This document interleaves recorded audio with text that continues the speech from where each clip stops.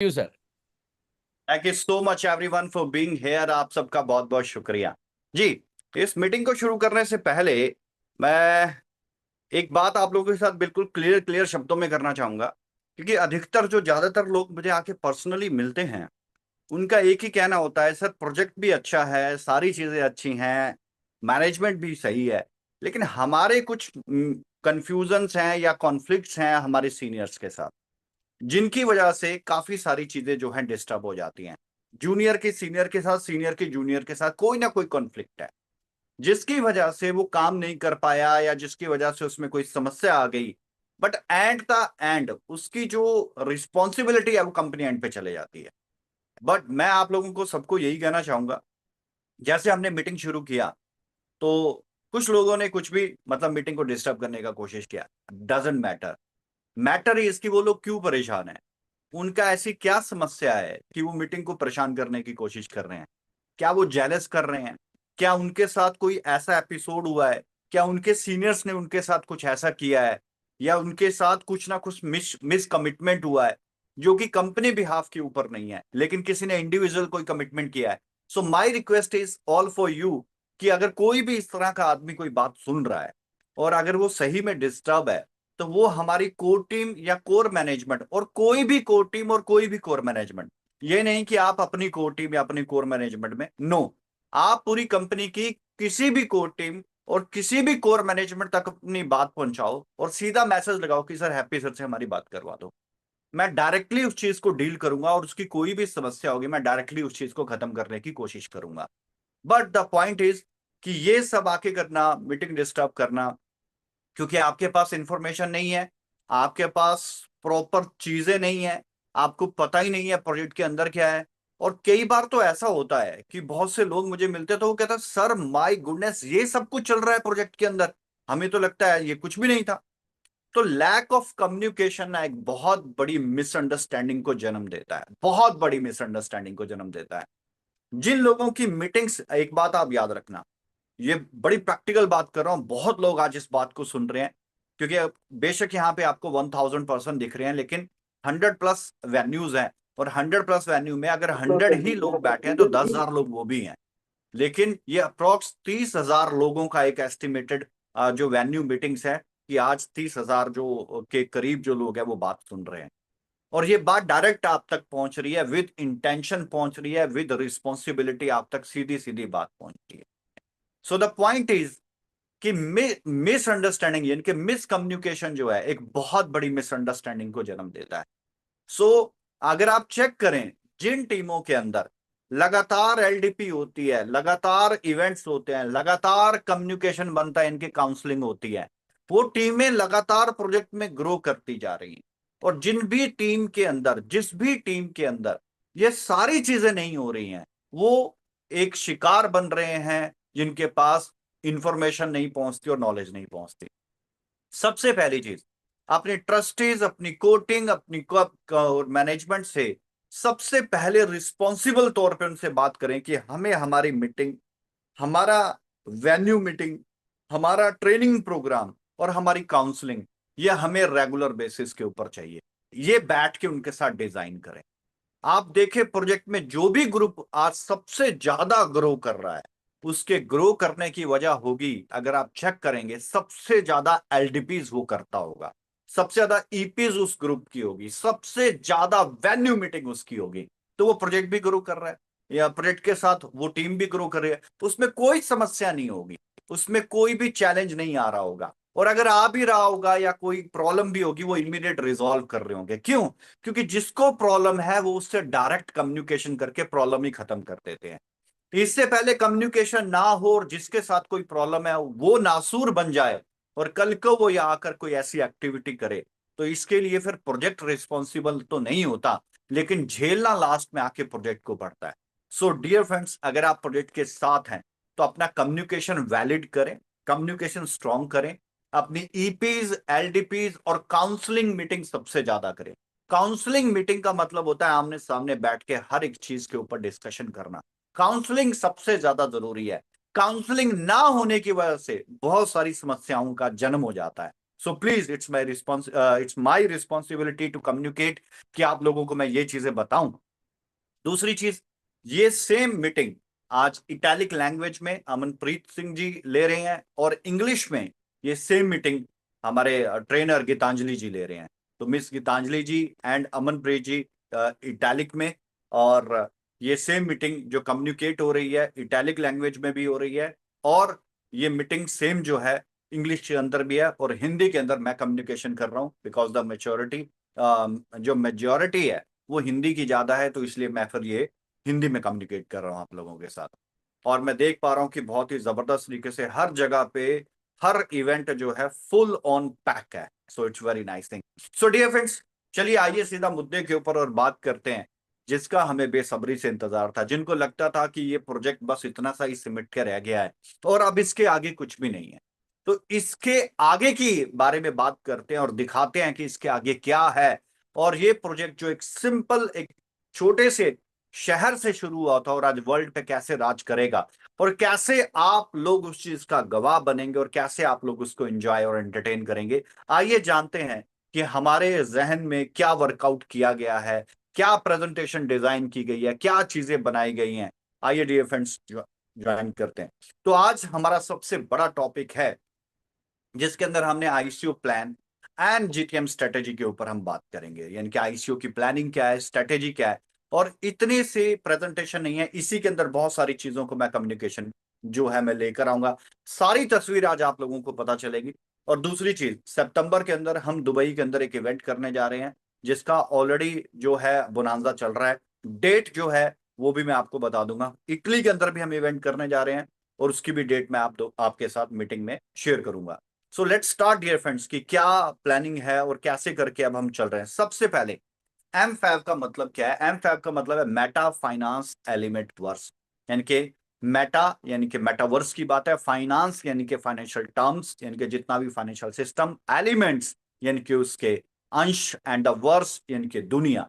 तो ये Meta finance element verse यानी कि आज की टेक्नोलॉजी में फाइनेंशियल सेक्टर हो या आज टेक्नोलॉजी में मेटावर्स हो या ब्लॉकचेन हो, वो सारी दुनिया की बात जो है इस एमफैब के अंदर है। तो जो एमफैब है वो लेयर 1 का ब्लॉकचेन है। लेयर 1 ब्लॉकचेन यानी कि आज के समय में सबसे ज्यादा पॉपुलर ब्लॉकचेन, और टर्मिनोलॉजी की वजह से उसे लेयर 1 कहा जाता है। उसकी टीपीएस ट्रांजैक्शन पर स्पीड की वजह से लेयर 1 कहा जाता है। उसकी स्केलेबिलिटी और एफिशिएंसी की वजह से उसको लेयर 1 कहा जाता है। तो ये सारी तमाम जो चीजें हैं हम इसे मुकम्मल करते हैं, इसीलिए हम लेयर 1 ब्लॉकचेन है। कंसेंसस मैकेनिज्म है डिसेंट्रलाइज रिवॉर्ड जनरेशन वाया डेलीगेटर्स। अभी तक जितने भी अगर आप ब्लॉकचेन्स देखेंगे तो सभी वैलिडेटर्स का ही इस्तेमाल करते हैं, डेलीगेटर का इस्तेमाल बहुत कम करते हैं। लेकिन यहां पर आपको डेलीगेटर्स के बारे में भी काफी कुछ बताया जाएगा। एंड द ईवीएम कंपैटिबिलिटी, जो फोक इस्तेमाल होता है जिसके ऊपर ब्लॉकचेन बनाई जाती है, वो सभी के सभी जो है इथेरियम वर्चुअल मशीन भी कहते हैं, इथेरियम वेंडिंग मशीन भी कहते हैं। अगर आप बात करेंगे बाइनांस के बीएनबी की, तो उसकी जो ब्लॉकचेन है वो भी ईवीएम बेस्ड है। तो अगर आप और पकड़ेंगे अच्छी ब्लॉकचेन्स के ऊपर बात करें, वो सभी ईवीएम कंपैटिबल है। तो सिमिलर हमारी ब्लॉकचेन भी ईवीएम कंपैटिबल है। That means is easy to access, TPS high है, ट्रांजैक्शन पर सेकंड हाई है, स्केलेबिलिटी इसकी बेस्ट है। देखिए अभी तक हमने सिर्फ आपके साथ ब्लॉकचेन लॉन्च किया था, लेकिन ब्लॉकचेन की इतनी गहराई वाली चीजें अभी तक शेयर नहीं की थी। और इससे भी ज्यादा जो बेस्ट चीजें हैं हम शेयर करेंगे आने वाले दुबई के इवेंट में, और उसके बाद शेयर करेंगे आने वाले इटली के इवेंट में। और क्या क्या चीजें आपके लिए दुबई में बहुत बड़ा सरप्राइज रखा गया है। पिछली बार भी आपको एक प्रोडक्ट लॉन्च करने के लिए बुलाया गया था, लेकिन तीन तीन प्रोडक्ट लॉन्च कर दिए गए थे। तो सारे प्रोडक्ट जो है कैसे वर्कआउट और क्या सारी चीजें हैं और क्या आपके लिए सरप्राइज रहेगा दुबई में, आपकी सोच से परे रहेगा डियर फ्रेंड। सो मैं आगे चलता हूं।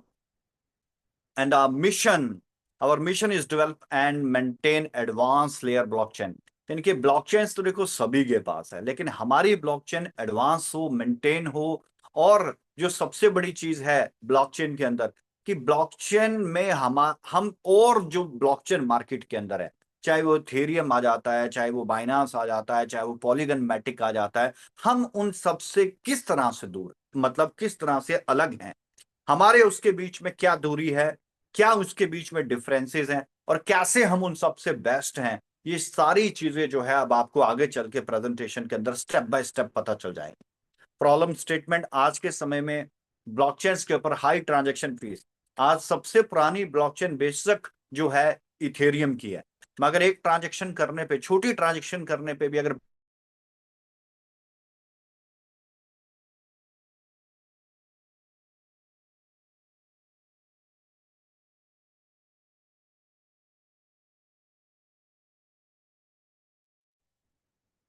Sir sound problem.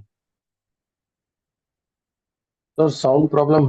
साउंड नहीं आ रहा है सर, साउंड नहीं आ रहा। साउंड प्रॉब्लम, साउंड नहीं आ रहा है। आवाज नहीं आ रही। आवाज नहीं आ रही सर। साउंड नहीं आ रहा है सर। नो साउंड नहीं आ रहा है। आवाज नहीं आ रही है।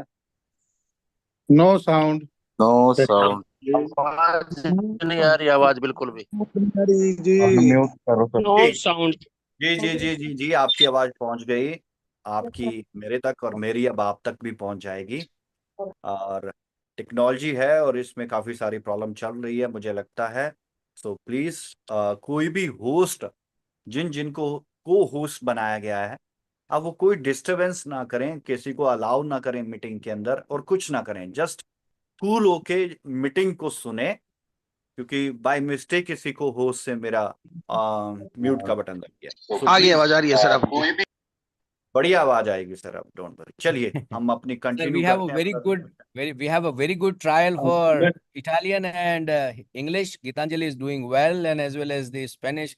And this Italian is translation is going very well, sir.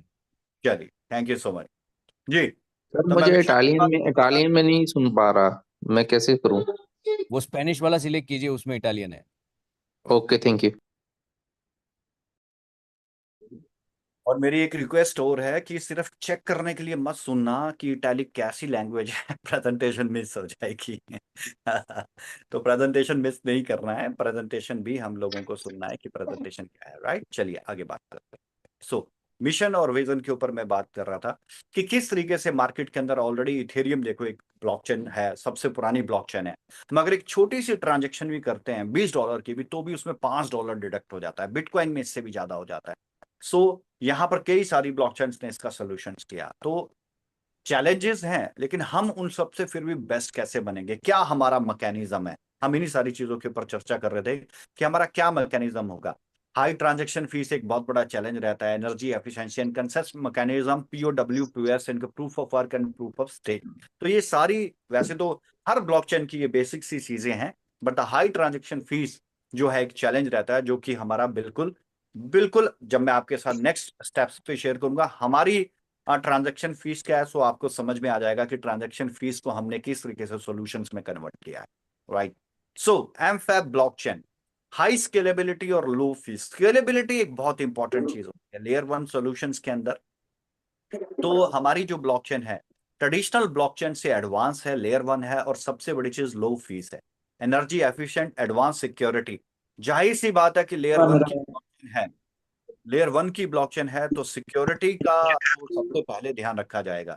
तो सिक्योरिटी जो है बिल्कुल क्योंकि ब्लॉकचेन सर्वर्स जो हैं बिल्कुल सिक्योर सर्वर्स होते हैं, और ब्लॉकचेन जिन सर्वर्स के ऊपर रन किया जाता है वो ऑलरेडी बहुत ही हाईली टेक्नोलॉजी में हाईली, बहुत ही ज्यादा मैं ये कहूँगा सिक्योर्ड रहते हैं। तो इसके अंदर तो ये बेसिक्स चीजें हैं कि क्योंकि हर ब्लॉकचेन इस चीज का ध्यान रखते ही रखते हैं। तो यहाँ पर इंट्रोपरेबिलिटी, यानी कि एमफैब ब्लॉकचेन जो है क्रॉस चेन कनेक्टिविटी, क्योंकि जब भी कोई ब्लॉकचेन बनती है तो क्या वो दूसरी ब्लॉकचेन के साथ कनेक्टिविटी बना सकता है, जिसको इंट्रो प्रोबेबिलिटी कहते हैं। तो डेफिनेटली हम यहाँ पे क्रॉस चेन, यानी कि आने वाले टाइम में एमफैब क्वाइन का हम क्रॉस चेन, यानी कि आप बाइनांस की चेन के साथ भी या इथेरियम की ब्लॉकचेन के साथ भी, हम इसको क्रॉस चेन पे भी या पॉलीगन मैटिक के साथ भी हम इसको क्रॉस चेन भी कर सकते हैं। तो डेफिनेटली हम आगे चल के करेंगे ही, बट क्या ये ऑप्शन हमारे पास है? यस, हमारे पास है।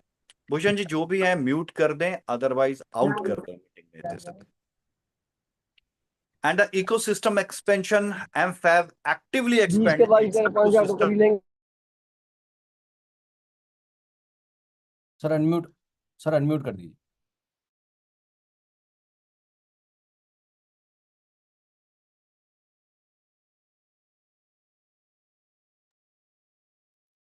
सबको म्यूट कर दें, आई होप सो, यस। मुझे ना म्यूट कर दें लेकिन, थैंक यू। सो मैं बात कर रहा था यहाँ पे क्रॉस चेन कनेक्टिविटी की। क्या हमारी ब्लॉकचेन का क्रॉस जो ब्लॉकचेन्स हैं उनके साथ कनेक्टिविटी की जा सकती है?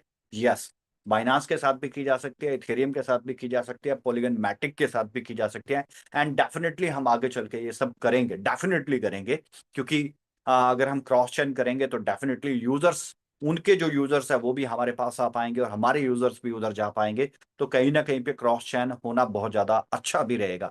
इकोसिस्टम एक्सपेंशन, तो इकोसिस्टम यानी कि जो हमारा इकोसिस्टम है जिसके बारे में मैं आगे चल के बात करने वाला हूं, उसका एक्सपेंशन करने के लिए जो हमारे प्रोजेक्ट्स हैं, हमारे पार्टनरशिप्स हैं, अलायंसेस हैं, उन सब का एक बहुत बड़ा अहम रोल रहेगा, जो आपको नेक्स्ट स्लाइड्स के ऊपर काफी सारी चीजें क्लियर हो जाएंगी।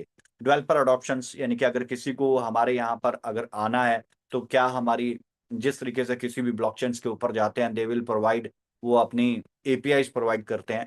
तो ये सारी चीजें हमारे पास भी डेफिनेटली बिल्कुल उसी तरीके से हैं। एंड परमिशन लेस डिसेंट्रलाइजेशन, इनके परमिशन लेस, क्योंकि किसी की परमिशन की जरूरत नहीं होती, कोई चीज कंट्रोल में नहीं है, तो it's a complete decentralised blockchain है। तो कंप्लीट डिसेंट्रलाइज्ड ब्लॉकचेन है, it's very common thing. So technological exposure की बात अगर मैं यहाँ पर करूँ तो यहाँ पर मैं कंपैटिबिलिटी की बात कर चुका हूँ। एक सबसे इंपॉर्टेंट टॉपिक जो है हमारी ब्लॉकचेन का, जो अभी तक अगर आप पूरे वर्ल्ड की ब्लॉकचेन को अगर आप देखेंगे तो उसके पास ये फंक्शन ही नहीं, यानी कि उन्होंने इस मैकेनिज्म का इस्तेमाल ही नहीं किया, and that is a proof of distribution. और ये प्रूफ ऑफ डिस्ट्रीब्यूशन क्या चीज है? पूरे वर्ल्ड की जितने भी ब्लॉकचेन चल रही है उसमें सबसे यूनिक चीज जो है प्रूफ ऑफ डिस्ट्रीब्यूशन, जो अभी तक किसी भी ब्लॉकचेन के पास फंक्शन नहीं है, और ये चीजें सिर्फ हमारी ब्लॉकचेन के ऊपर अवेलेबल है। अब आपके माइंड में क्वेश्चन होगा कि व्हाट इज अ पीओडी, ये प्रूफ ऑफ डिस्ट्रीब्यूशन क्या है?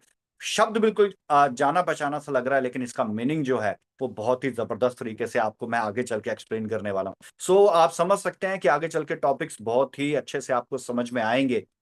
EVM compatible, validator and delegations, proof of distributions, layer 1। अब आते हैं बात गैस फीस की, बात करते हैं।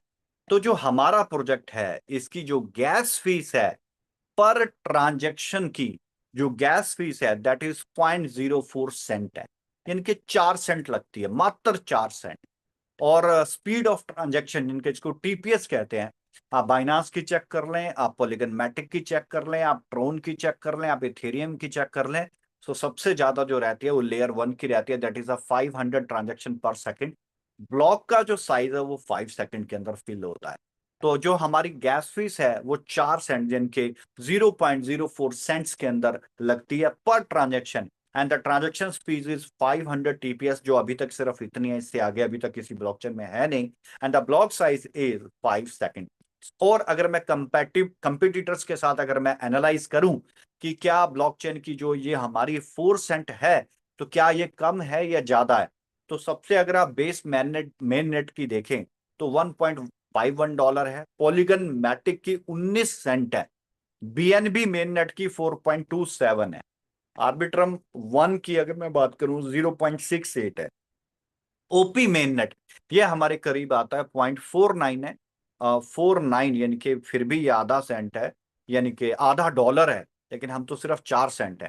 ब्लास्ट का तकरीबन अप्रोक्स 0.62, सैलो मेन नेट इसकी मैं कहूंगा कम है, 0.01, इसकी हमसे भी कम है। बट अगर आप और कंपैरिजन के अंदर जाएंगे तो 0.04 जो है, this one is the very reasonable gas fees रखी गई है।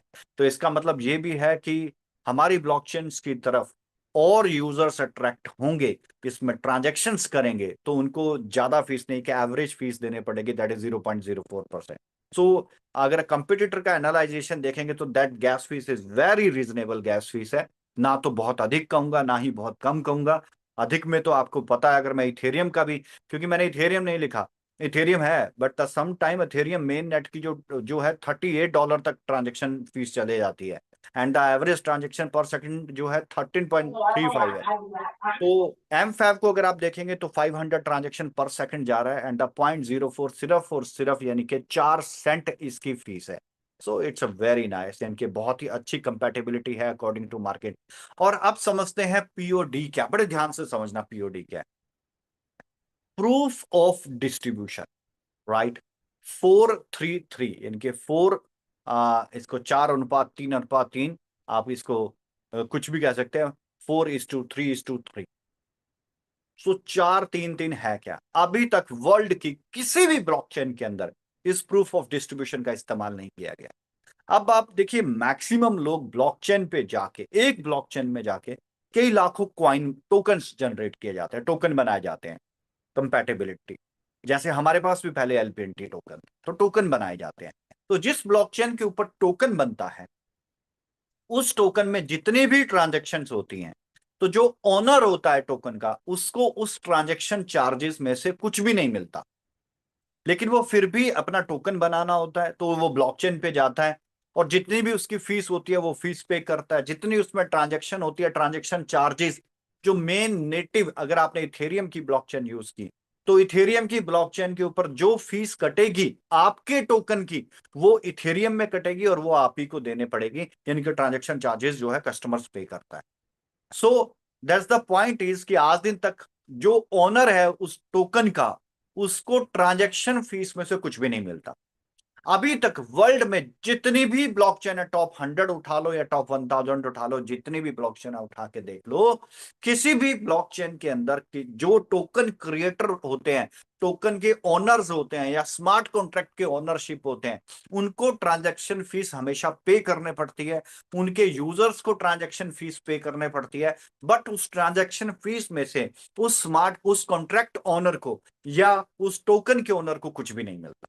सो यहां पर कंपनी ने डिस्ट्रीब्यूशन, इनके हमारी ब्लॉकचेन ने एक डिस्ट्रीब्यूशन किया है जिसका नाम रखा है पीओडी। ये वर्ल्ड को पहला वर्ड हमने दिया, proof of distribution, that is 4:3:3।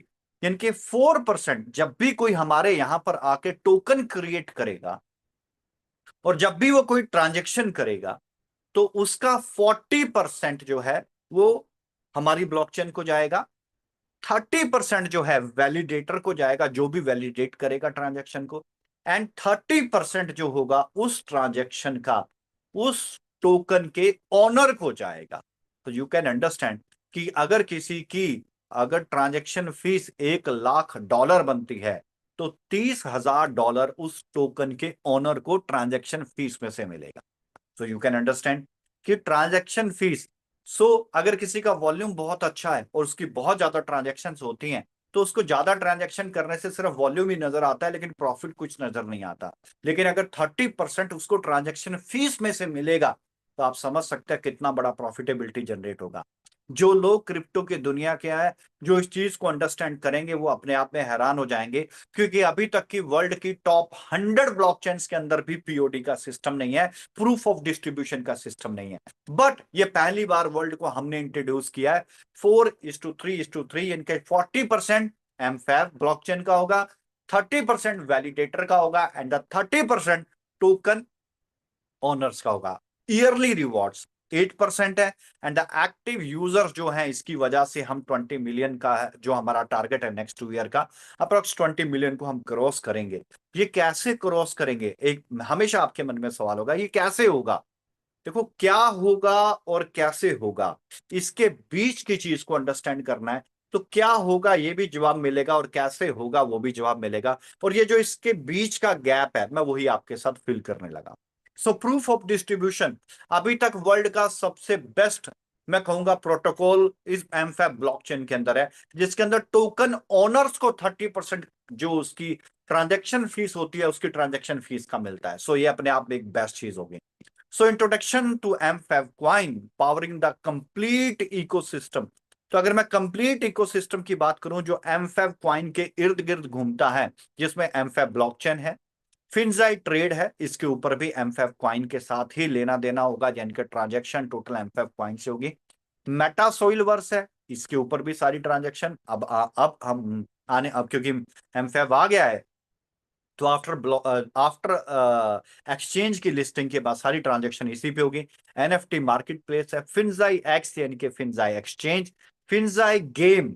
ये फिनजाई गेम मैं थोड़ा आगे चल के आपको बताता हूँ कि ये फिनजाई गेम क्या है, और क्रिप्टो पेमेंट सॉल्यूशंस। तो हम यहाँ पर क्रिप्टो पेमेंट सॉल्यूशंस भी दे रहे हैं, दैट मीन्स हम आपको आपके डेबिट कार्ड बना के देंगे, सिर्फ आपको उस डेबिट कार्ड के अंदर हमारा एमफेव क्वाइन रखना है और वर्ल्ड के किसी भी वीजा ऑपरेटेड एटीएम में जाना है जो वीजा को एक्सेप्ट करता है और स्वैप करना है। आपको उस देश की करेंसी ऑटोमेटिकली आउट होगी। आप चाहे एप्पल पे यूज करके टैप करके पेमेंट करें या आप किसी भी एंगल से पेमेंट करें, आपकी पेमेंट एक्सेप्टेबल होगी। आपको डेबिट कार्ड यानी कि हम crypto payment solution crypto enabled debit card देंगे। सिर्फ आपके वॉलेट के अंदर आपके पास एमफेव क्वाइन होने चाहिए। अब आप उस वॉलेट उस डेबिट कार्ड को पूरे वर्ल्ड में कहीं पर भी इस्तेमाल कर सकते हो। Web 3 product under development 1, web 3 product under development 2, web 3 product under development 4, 4 ऐसे और प्रोडक्ट डिजाइन किए जा रहे हैं। अभी तक तो आपको लग रहा था ब्लॉकचेन आ गया, मेटावर्स आ गया, फॉरेक्स ट्रेडिंग आ गया, एनएफटी मार्केट प्लेस आ गया, फॉरेक्स फिन्जा एक्सचेंज आ गई, क्रिप्टो एक्सचेंज, फिन्जा गेम भी हमने सुन लिया, क्रिप्टो पेमेंट सॉल्यूशन भी सुन लिया। अब सिर्फ 3 और ऐसे यहां पर रख दिए कि वेब 3 प्रोडक्ट अंडर डेवलपमेंट। 3 ऐसे प्रोडक्ट रख दिए कि वेब 3 अंडर डेवलपमेंट की जिसके बारे में आपको भी नहीं पता और उनका नाम भी नहीं बताया जा रहा है।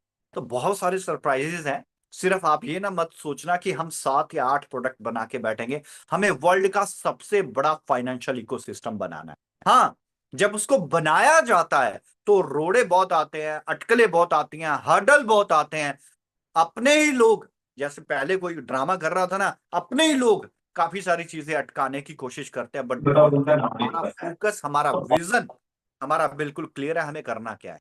क्योंकि जब आउटपुट आएगी ना तब आलोचक भी प्रशंसक बनेंगे, ये बात हमें बहुत अच्छे से मालूम है। तो हमको कोई आपत्ति नहीं है, लेकिन जो आलोचक है उन्हें देखना चाहिए हम करने क्या जा रहे हैं। उनके सोच में भी ये सारा इकोसिस्टम नहीं आ रहा होगा कि ये करने क्या जा रहे हैं। और इसमें काफी सारी चीजें लाइव है और कुछ अगले 1 महीने में, 2 महीने में, 3 महीने में लाइव हो जाएंगी। तो जो 3 प्रोडक्ट हैं जो कि अंडर डेवलपमेंट है वेब 3 के, तो आप समझ सकते हैं कि लेटेस्ट टेक्नोलॉजी के ऊपर ही कुछ ना कुछ बनाया जा रहा है। वो ऐसे प्रोडक्ट हैं जो मार्केट के अंदर अभी तक मार्केट में है ही नहीं, जिसकी इनोवेशन भी आप समझ सकते हैं कि हमारे द्वारा ही किए जा रहा है, उसकी डेवलपमेंट भी हमारी ही टीम कर रही है।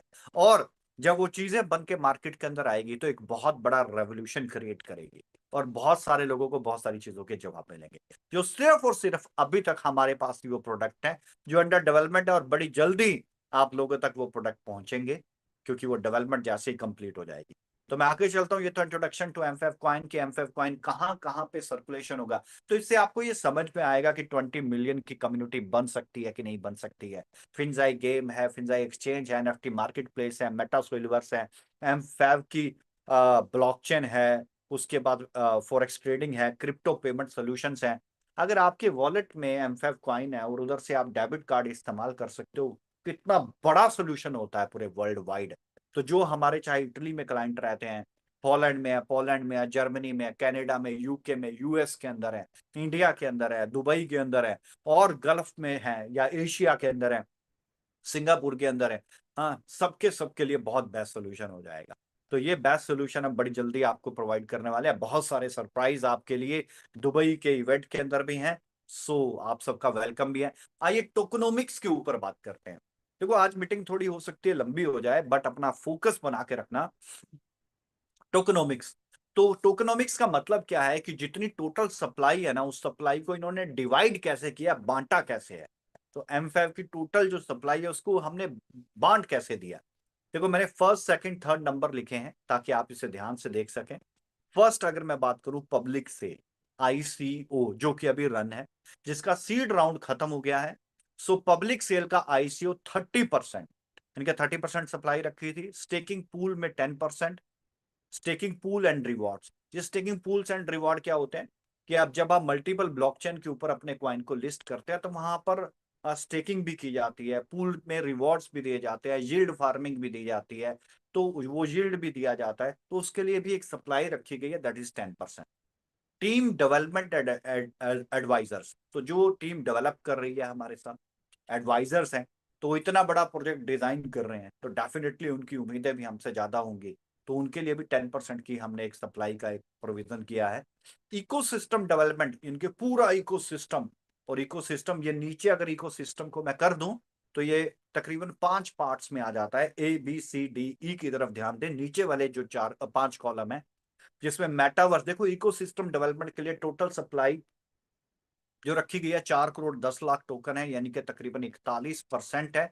इसमें मेटावर्स, अब देखो मेटावर्स जितने हमारे प्रोडक्ट हैं, हर प्रोडक्ट की जो सप्लाई है पहले से जस्टिफाई कर दी कि मेटावर्स में हम 25% यूज करेंगे, एनएफटी मार्केट प्लेस में 3% सप्लाई यूज होगी, फिंजाई ट्रेड में 1% सप्लाई यूज होगी यानी कि फॉरेक्स ट्रेडिंग के अंदर, फिंजाई एक्सचेंज में हम 2% यूज करेंगे, and the E point reserve for future community building, यानी कि जो आगे चल के फ्यूचर कम्युनिटी बिल्डअप किया जाएगा उसके लिए 10% रिजर्व रख लिया गया।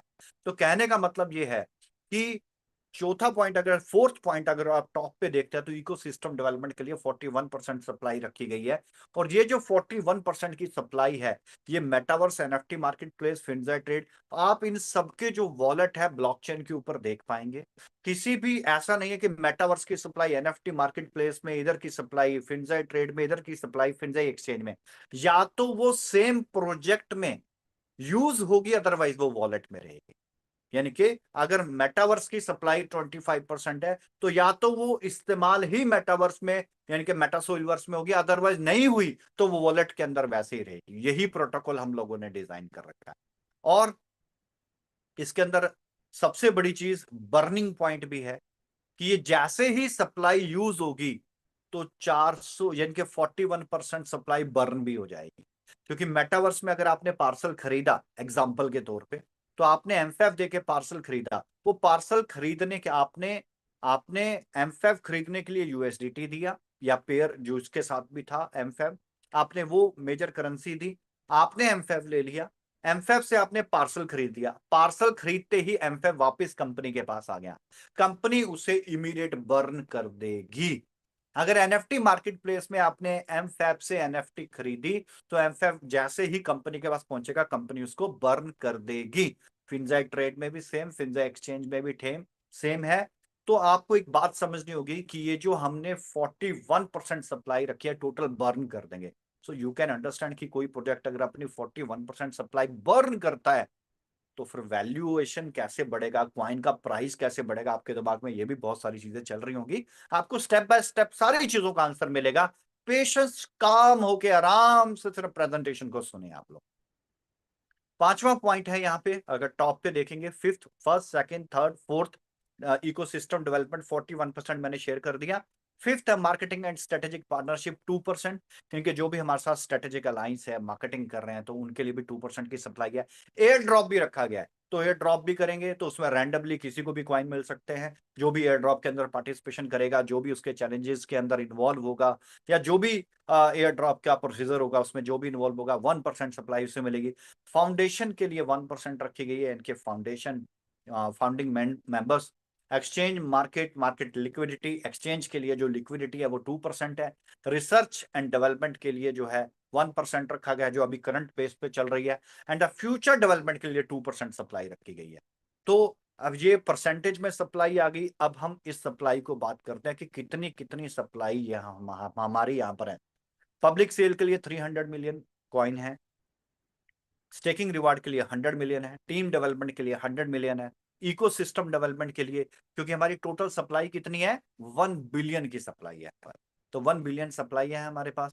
उसमें से 300 मिलियन क्वाइंस आईसीओ के हैं, 100 मिलियन रिवॉर्ड्स के लिए रखे गए। जितना मैंने पीछे आपको टोकनोमिक्स बताया वो परसेंटेज में था, और ये नंबर्स में है, यानी कि उस परसेंटेज के कितने नंबर बनते हैं।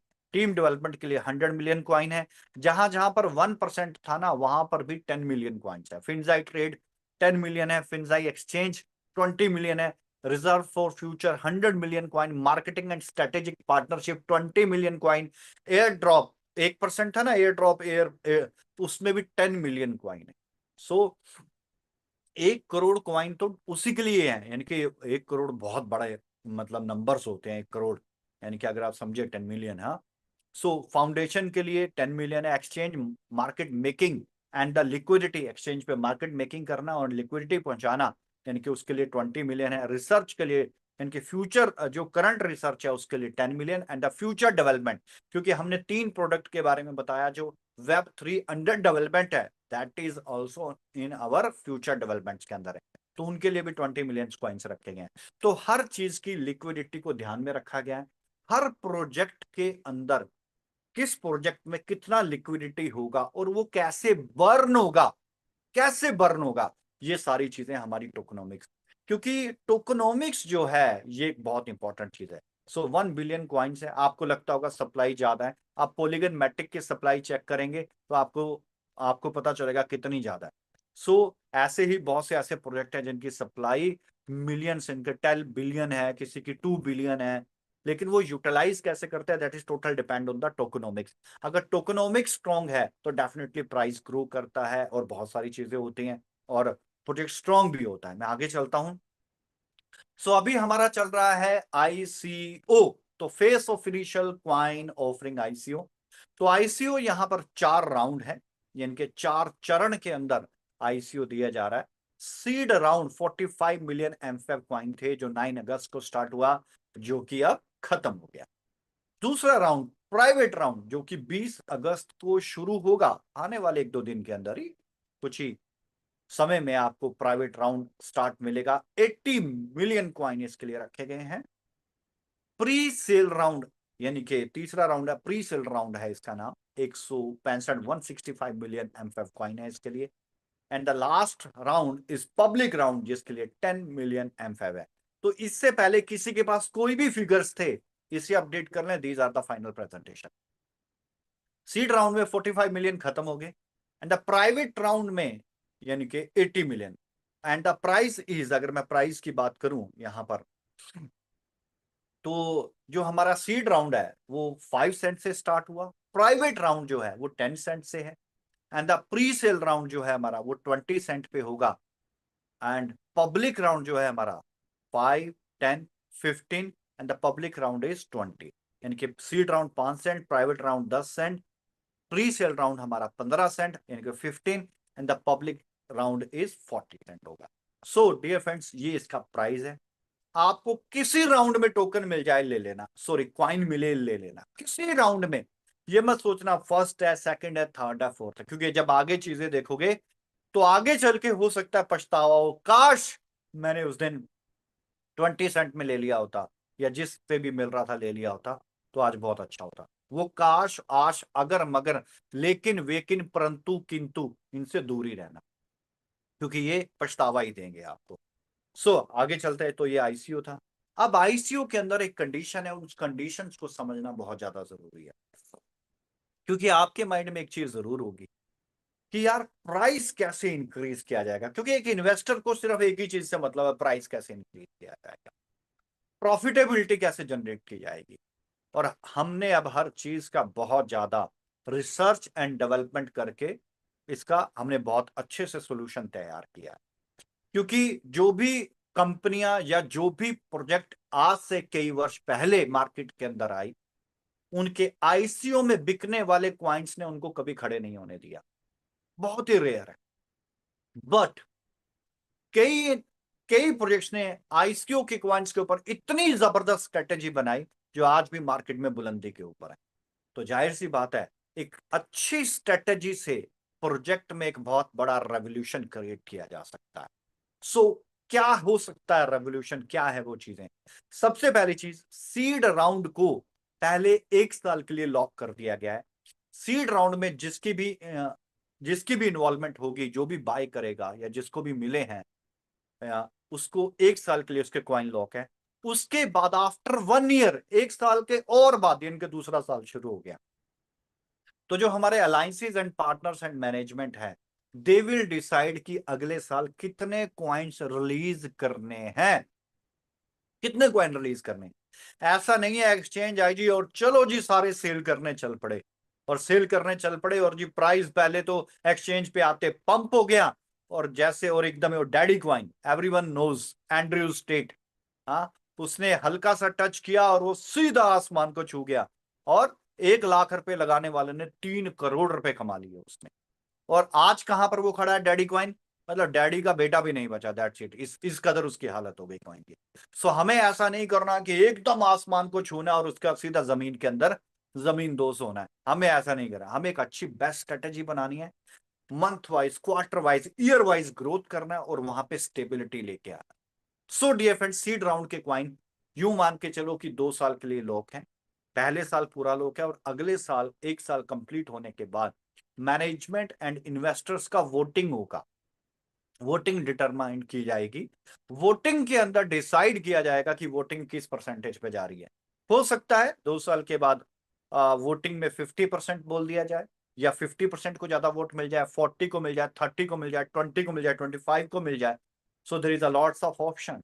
तो लेकिन ये नहीं है कि जी इसको ओपन करो, क्योंकि 5 सेंट के होंगे और हो सकता है 2 साल के बाद इसका प्राइस $10 हो। तो 5 सेंट और $2, तो ये तो डैडी कॉइन का भी बाप बन जाएगा और ग्रैंडफादर बन जाएगा, इतना बड़ा पावर बन जाएगा। बट हर चीज को सिस्टमेटिकली करना है, सब प्रॉफिट को अच्छे से कमाएं। ये नहीं है चंद लोग अरबों रुपया कमा गए और चंद लोग लाखों भी नहीं बना पाए। नो नो नो नो, ऐसा नहीं होना चाहिए, बैलेंस होना चाहिए। सभी लोग अच्छे से कमाएं, थोड़ा कम थोड़ा ज्यादा, इट्स एक्सेप्टेबल, क्योंकि that depend on the capacity, that depend on the efforts and the investment capacity. But ये नहीं होना चाहिए कि एक बड़ा छोटी सी संख्या बहुत बड़ा कमा जाए। तो हम भी ये चाहते हैं कि सब अच्छा प्रॉफिट बनाए। तो सीड राउंड के जो क्वाइन है ये मान के चले 2 साल के लिए लॉक है, उसके बाद वोटिंग होगी मैनेजमेंट के द्वारा, इन्वेस्टर्स के द्वारा, लाइसेंस एंड पार्टनर्स के द्वारा जो इसके अंदर सीड राउंड के अंदर हैं, और वो डिसाइड करेंगे कि कितनी परसेंटेज इसकी दूसरे साल में खोल ली। प्राइवेट राउंड की मैं बात करूं, सेकंड राउंड की, तो फर्स्ट ईयर में 25%। आज अब ये फर्स्ट ईयर कब से शुरू होगा? प्राइवेट राउंड में कहा गया फर्स्ट ईयर में 25%। तो ये फर्स्ट ईयर कब से शुरू होगा? जिस दिन क्वाइन एक्सचेंज पे लिस्ट हो जाएगा नवंबर में, उस दिन से 1 साल कैलकुलेट किया जाएगा। सीड राउंड का भी, प्राइवेट का भी, प्री सेल का भी एंड पब्लिक राउंड का भी, ये सब का 1 साल उस दिन से शुरू होगा जिस दिन क्वाइन एक्सचेंज के ऊपर लिस्ट हो जाएगा। तो कोई कंफ्यूजन ना रहे। तो प्राइवेट राउंड में जैसे 1 साल कंप्लीट होगा तो आपको 25% फर्स्ट ईयर में ही एक्सचेंज पे लिस्ट होने के अंदर जो साल स्टार्ट हुआ उस पूरे साल में ही 25% होगा। एंड सेकेंड ईयर में 15 से 20% अनलॉक होगा हर साल। कैसे कैसे अनलॉक होगा अगली स्लाइड में बिल्कुल साफ सफाई से दिख जाएगा आपको। प्री सेल राउंड में पहले ही साल में, मान लो आज लिस्ट हो गया एक्सचेंज पे, 4 क्वार्टर होते हैं, first quarter, second quarter, third quarter, fourth quarter. तो आपको पहले ही क्वार्टर से 35% यानी कि रिलीज होना शुरू होगा। इसका कुछ परसेंटेज फर्स्ट क्वार्टर, कुछ परसेंटेज सेकंड क्वार्टर, कुछ परसेंटेज थर्ड क्वार्टर, कुछ परसेंटेज फोर्थ क्वार्टर। यानी कि आपको हर क्वार्टर में कॉइन्स मिलेंगे, चाहे वो सेकंड राउंड प्राइवेट राउंड में 25% बोला गया, वो भी हर क्वार्टर वाइज आपको रिलीज होंगे। यानी कि आपको हर क्वार्टर में कॉइन्स मिलेंगे। प्री सेल राउंड में भी हर क्वार्टर में कॉइन मिलेंगे, लेकिन 1 साल में कितने मिलेंगे? टोटल कॉइन 35% होंगे। पब्लिक राउंड में क्या है? नो लॉकिंग, कोई लॉकिंग नहीं है, ओपन मार्केट है, कभी भी आदमी खरीद सकता है और कभी भी बेच सकता है। यही पब्लिक राउंड का मतलब होता है और यही पब्लिक राउंड है। तो पब्लिक राउंड में भी जो पार्टिसिपेशन करना चाहे कर सकता है। सो ये लॉकिंग का एक कंडीशन है, सभी समझ लें। और आपको ये ना समझना कि हमने 1 साल की कंडीशन लगा दी, 2 साल की। आप स्टडी करें पॉलीगन मैट्रिक को जाके, आप स्टडी करें अच्छे अच्छे प्रोजेक्ट को। 2032 तक उन्होंने अपने क्वाइंस लॉक कर रखे हैं आईसीओ के अंदर, 2028 तक क्वाइन लॉक कर रखे हैं। तो लॉकिंग बहुत ज्यादा जरूरी है। यही एक कॉर्पोरेट स्ट्रेटेजी होती है जो धीरे धीरे क्वाइंस को रिलीज भी करती है, इन्वेस्टर भी अति उत्तम यानी कि बहुत बेस्ट क्वालिटी में पैसा बनाता है, और प्रोजेक्ट में जो प्राइस है उसका डाउनफॉल भी नहीं आता। हमेशा याद रखना, हमें प्राइस को मेंटेन करना है, हमें उसके अंदर बहुत बड़ी वोलेटिलिटी लेके नहीं आनी है, जिसकी वजह से जो क्रिप्टो के बारे में कहा जाता है। तो आप स्ट्रेटेजी पूरी समझेंगे तो आपको समझ आ जाएगा कि हमारा कॉइन धीरे धीरे स्टेप बाय स्टेप ग्रो करेगा, लेकिन स्टेबिलिटी के साथ करेगा। वोलेटाइल बहुत कम होगा, गिरावट बहुत कम देखने को मिलेगी। वो अभी आगे की और स्ट्रेटेजी देखेंगे तो और सारी चीजें आपको क्लियर होंगी।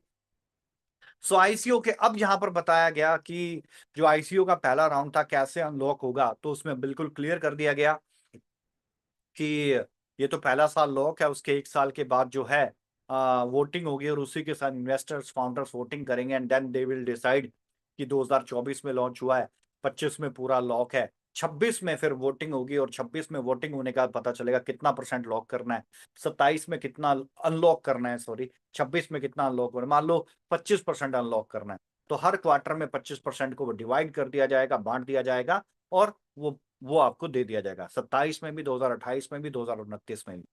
तो आप देखेंगे एक्सचेंज के ऊपर प्रेशर नहीं आ रहा है, सेलिंग प्रेशर नहीं आ रहा है, ये बड़े ध्यान वाली चीज है। अब हम दूसरे राउंड पे चलते हैं, private pre sale round and the public cell.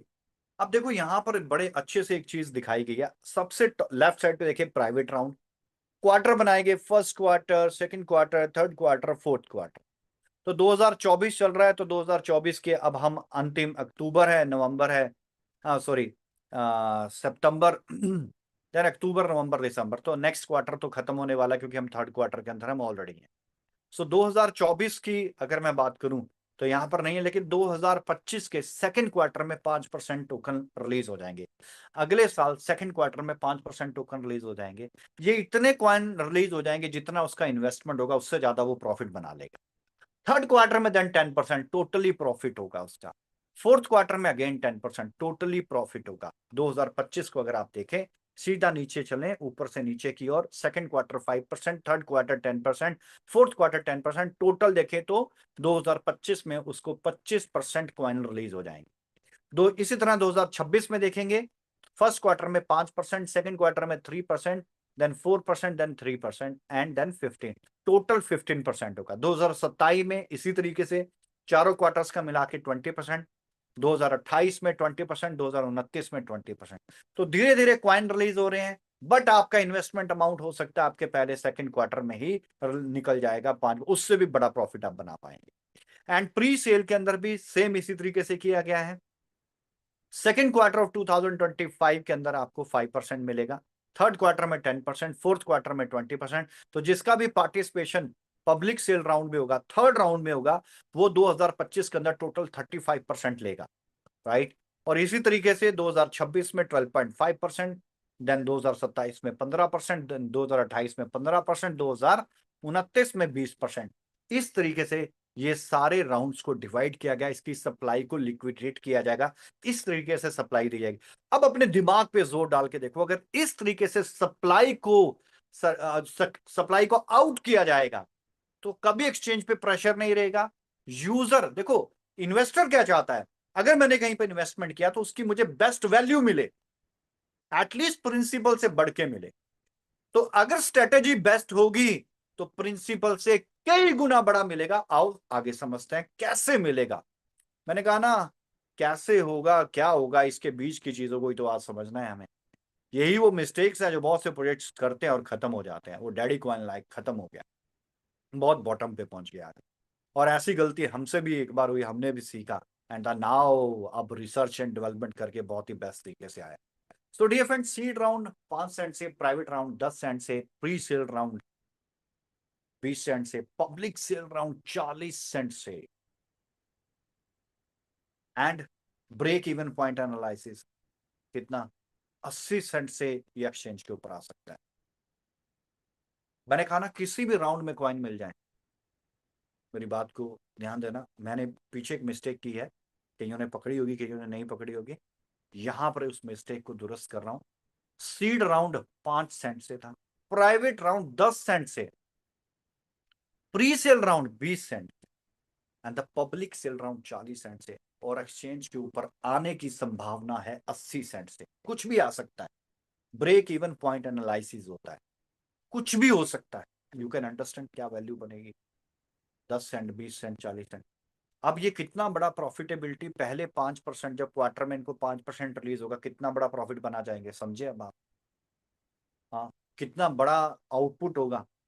80 Saint के ऊपर भी अगर 5% रिलीज हुआ तो ये कितना बड़ा प्रॉफिट बनाएंगे। तो अब आपको ये जो बैक स्टेज के ऊपर स्ट्रेटेजी थी, अब आपको ये स्ट्रेटेजी समझ आ गई होगी कि अब ब्लॉकचेन के ऊपर हम किस तरीके से, कि ब्लॉकचेन और जो हमारा क्वाइन का स्ट्रेटेजी है एक्सचेंज के ऊपर, किस तरीके से हम कंट्रोल कर पाएंगे, और किस तरीके से सप्लाई को लिक्विडेट करते हुए प्राइस को भी ऊपर लेके जाएंगे, और सभी लोग अच्छे से प्रॉफिटेबिलिटी भी बनाएंगे और प्रोजेक्ट भी ग्रो करेंगे। अब हमने यहाँ पर एक रेफरल प्रोग्राम भी रखा गया है, और जिसके लिए बहुत 3.8 मिलियन M5 क्वाइन रखे गए हैं। 3.8 मिलियन क्वाइन रखे गए हैं रेफरल प्रोग्राम के लिए। और ये रेफरल प्रोग्राम में केवल 2 ही राउंड आएंगे, लास्ट, तीसरा और चौथा, third and fourth, pre sale and public round. और ऊपर के 2 राउंड है वो नहीं आएंगे, pre sale and public round. इनके प्री सेल है एंड द पब्लिक राउंड। सिर्फ यही दो राउंड आएंगे और कोई नहीं आएगा, यानी कि थर्ड एंड फोर्थ राउंड। लेकिन इसमें 3.8 मिलियन एमफैब कॉइन रेफरल प्रोग्राम में डाले जाएंगे। क्या है referral programme? It's very simple. Pre sale और पब्लिक राउंड के अगर 165 मिलियन 10 मिलियन मिला दूं तो 175 मिलियन कॉइन्स बनते हैं। It's simple. जो भी किसी को कितना ही रेफरल करेगा एक लेवल पे, उसको 2% आना है एमफैब कॉइन। तो अगर 175 मिलियन टोटल स्टेक है प्री सेल राउंड का, यानी कि थर्ड राउंड का और फोर्थ राउंड का 175 मिलियन है, तो उसका अगर मैं 2% निकालूं तो 3.5 मिलियन M5 कॉइन निकलते हैं। तो 3.5 मिलियन सिर्फ रेफरल में बांटना है आप लोग। So you can understand dear friends कि 3.5 का 5 मिलियन कॉइन सिर्फ रेफरल में बांटना है। कोई किसी को भी रेफरल करेगा, सिंगल एक कॉर्पोरेट रेफरल के ऊपर 2% आपको M5 कॉइन और मिलेंगे। तो हो सकता है बहुत से लोग इन्वेस्टमेंट करने में उतने ज्यादा सक्षम ना हो जितने सक्षम इन्वेस्टमेंट करवाने में। तो इन्वेस्टमेंट करके भी प्रॉफिट बनाएंगे और करवा के भी 2% आप M5 कॉइन ले सकते हैं, और जिस राउंड के कॉइन है उसी राउंड में मिलेंगे। सो यू कैन अंडरस्टैंड कितना बड़ा प्रॉफिटेबिलिटी। यहाँ पर रेफरल प्रोग्राम चला के प्रोजेक्ट ने बहुत ही बेहतरीन चीज किया, और हमारे लोगों को रेफरल प्रोग्राम थोड़ा जल्दी समझ में आता है। चलिए प्राइस प्रोडिक्शंस की बात करते हैं कि आने वाले सर 1 साल में, 2 साल में, 3 साल में, 5 साल में प्रोजेक्ट अपने आप को कहां देखता है। अब बड़े ध्यान से समझिएगा प्राइस प्रोडिक्शंस।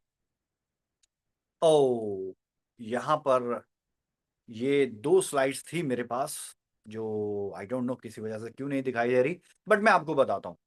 कैस्पा प्रोजेक्ट है, कैश KAS। ये मैंने स्क्रीनशॉट लगाया था कॉइन मार्केट कैप का। तो कॉइन मार्केट कैप पे KAS को आप सर्च करें, उसके लेफ्ट साइड में स्क्रॉल करें, वहां उसका आता है टोटल ग्रोथ। तो उसकी जो टोटल ग्रोथ थी कैस्पा की, तकरीबन 1,19,000% आ रही थी। किसके ऊपर? उसके सबसे, जब उसका प्राइस सबसे कम था और जो आज उसका प्राइस है। लेफ्ट साइड में आती है, आप किसी भी कॉइन की चेक कर सकते हैं वो परसेंटेज कितनी है। तो वो आ रही थी 1,19,000%। ऐसे ही मैंने जब चेक किया, ऐसे ही जब मैंने चेक किया शिबू इनू, फेमस है शिबू इनू को, तो उसकी परसेंटेज 1 करोड़ समथिंग परसेंट थी जाके। कितने समय में? 3-4 साल के अंदर 1,65,00,000 समथिंग परसेंट था उसका शिबू इनू का। और कैश एक बहुत अच्छा प्रोजेक्ट भी है। एवरेज प्रोजेक्ट की बात कर रहा हूं मैं, बड़े प्रोजेक्ट नहीं उठा रहा हूं परसेंटेज का कंपैरिजन करने के लिए। तो जब कैश का मैंने उठाया तो एक एवरेज प्रोजेक्ट है, तो उसका भी 2 साल के अंदर 1,19,000 समथिंग के करीब होगा। आप चेक कीजिएगा तो उसके ऊपर, तो मेरे थोड़े बहुत फिगर आगे पीछे हो सकते हैं। तो ये छोटे छोटे से प्रोजेक्ट की जो 3-3, 4 साल, 2-2 साल की जो ग्रोथ है, किसी की 1,20,000% है, शिबू इनू तो 1,65,00,000 समथिंग परसेंट का है। हम कहां पर ये परसेंटेज देखते हैं? हमारी क्या परसेंटेज है और हम कहां तक अपनी परसेंटेज देखते हैं अगले 5 साल तक? तो आइए हम समझते हैं हम अपने आप को अगले 5 साल में कहां पर देखते हैं। यहां पर अगर लेफ्ट साइड में अगर आप देखेंगे, year 2024 seed round 5 cent, 2024 private round 10 cent, pre sale 20 cent and public is 40 cent. तो जिसने प्री सेल में इन्वेस्ट किया था, जब को, यानी कि इसने पहले राउंड में इन्वेस्ट किया था, जब को वो फोर्थ राउंड तक पहुंचेगा वो 700% की ग्रोथ ले सकता होगा। कितनी की? 700% की। सिर्फ फर्स्ट राउंड में फोर्थ राउंड तक पहुंचना। अब जिसको सेकंड राउंड में टोकन मिले होंगे, अगर वो अपना देखेगा तो उसकी परसेंटेज अगर आप देखेगा तो उसको सेकंड राउंड में तो सीधा ही उसके 10 के 20 हो गए, 200% हो गया, एंड 40 हो गए, इट्स नियर अबाउट 300% हो गया। तो आप कंपैरिजन करेंगे तो सिर्फ राउंड में ही 700% का ग्रोथ है। तो अगर ये सिर्फ 80 सेंट के हिसाब से अगर हम कैलकुलेट करें, क्योंकि एक्सचेंज पे break even analysis point 80 cent का है, तो ये मोर देन 700% से ऊपर का ग्रोथ देता है। 700% का ग्रोथ सिर्फ 4 महीने के अंदर ही देता है। चलिए आगे चलते हैं, और आगे चल के और ज्यादा चीज समझ में आएगी।